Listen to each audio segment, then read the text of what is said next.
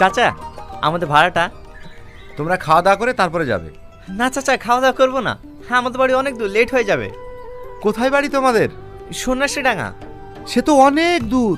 হ্যাঁ। আচ্ছা ঠিক আছে।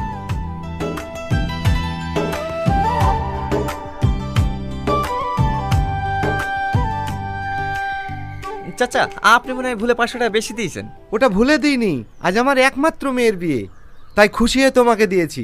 300 টাকা তোমার, 200 টাকা পথে যেতে খেয়ে নেবে। ঠিক আছে চাচা, আসি তাহলে। চ। চাচা চাচা, সালমাকে বাড়িতে কোথাও খুঁজে পাওয়া যাচ্ছে না। ও মনে হয় অন্য কোনো ছেলের সাথে পালিয়ে গেছে। কি বলছিস তুই? হ্যাঁ, আমি ঠিকই বলছি। চ চ চ।